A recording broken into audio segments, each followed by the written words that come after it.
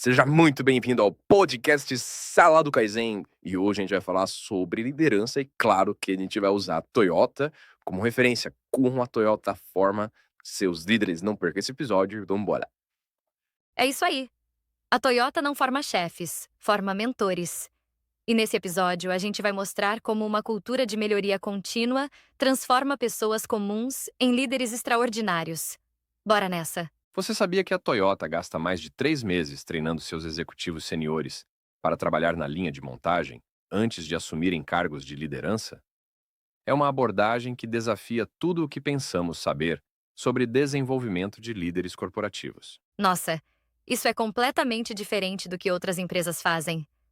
Por que eles investem tanto tempo assim? Então, tive acesso a uma história fascinante sobre um executivo americano chamado Bob Dallas, que passou por esse processo. Ele tinha mestrados em engenharia e anos gerenciando fábricas para concorrentes. Mas quando chegou na Toyota, bem, digamos que foi um choque de realidade. Hum, Me conta mais sobre esse choque. Em vez das típicas apresentações executivas, ele foi mandado direto para a linha de montagem por 12 semanas no Sapsmesnaya, mais 10 dias no Japão. E o mais interessante é que ele tinha que fazer melhorias reais nos processos, com metas super específicas e prazos apertados. Como funcionava esse processo na prática mesmo? Porque é meio louco imaginar isso, né? Nas primeiras 6 semanas, ele trabalhou com um grupo de 19 operadores de montagem. Toda segunda-feira, tinha que apresentar um plano detalhado de melhorias. E nas sextas-feiras, precisava mostrar resultados concretos. Em um período, implementou 25 mudanças em tarefas individuais e propôs outras 75 melhorias maiores. Nossa, de verdade assim. Pensar ser real isso. Mas deram certo todas essas mudanças? Na verdade, não. E isso é parte crucial do aprendizado. Quando implementaram as 75 mudanças, a produtividade melhorou, mas a disponibilidade das máquinas caiu de 90% para 80%.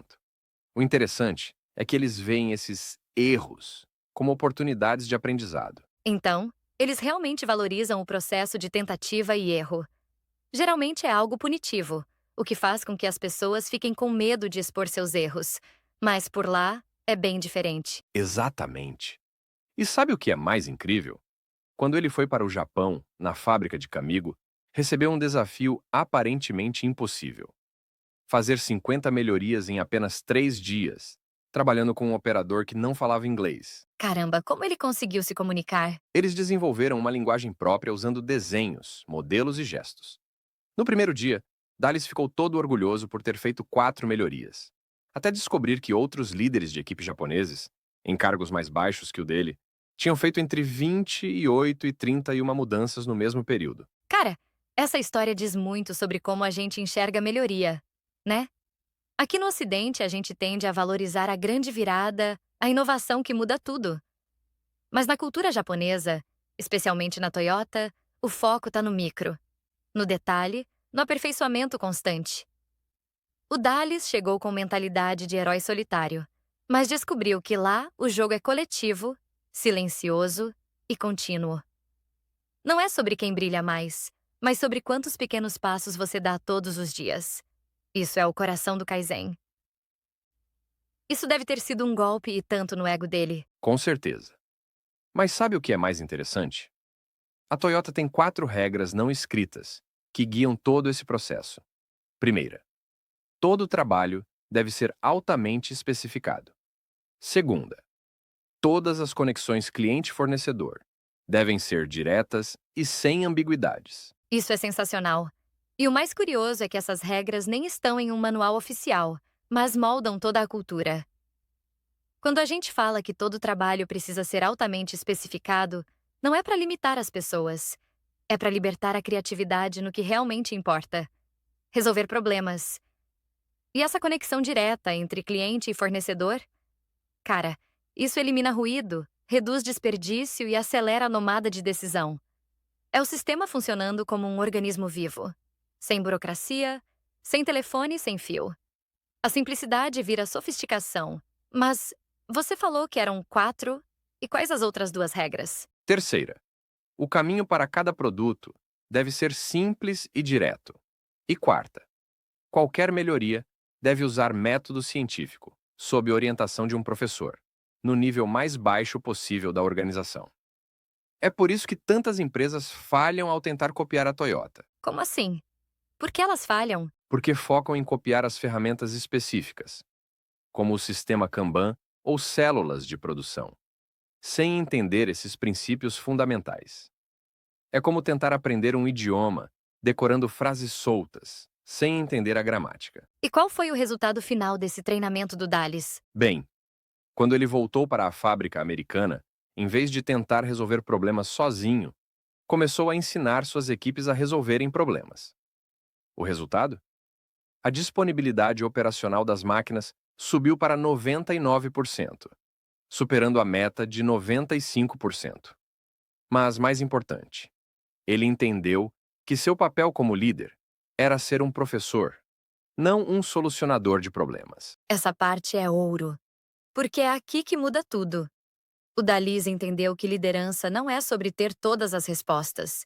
É sobre construir um time que sabe fazer as perguntas certas e encontrar as respostas juntos. Quando ele passou de herói solitário para mentor, o jogo virou. E olha só o impacto. Não foi só meta batida, foi cultura transformada. A máquina bateu 99%, mas o mais poderoso foi ver as pessoas crescendo junto. Um líder professor gera autonomia, não dependência. Isso é liderança Lean na prática. Parece que isso mudou completamente a visão dele sobre liderança. Totalmente. E os números provam que essa abordagem funciona. A Toyota consistentemente supera seus concorrentes em qualidade, confiabilidade e produtividade. Por exemplo, a Alcoa implementou princípios similares e economizou mais de 1,1 bilhão de dólares em apenas 2 anos. E você acha que esse modelo pode funcionar em outros tipos de organização? Sem dúvida. O artigo menciona que até hospitais estão aplicando esses princípios com sucesso. O segredo não está nas ferramentas específicas, mas na mentalidade de melhoria contínua e no desenvolvimento sistemático de pessoas em todos os níveis da organização. Que legal! Vou até falar com meu pai para começar a aplicar isso na oficina dele. Bom, então é isso, né, Duda? Acho que foi muito bacana o episódio de hoje.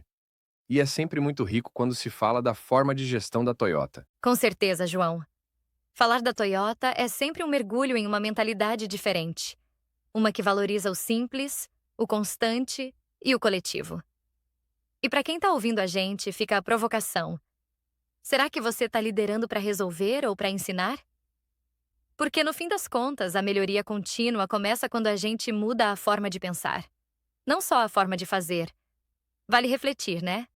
Então é isso aí, pessoal. Deixa o like aí pra nós. Se você gostou, compartilha. Te esperamos aqui na próxima semana. Valeu! Beijos, até a próxima. Tchau.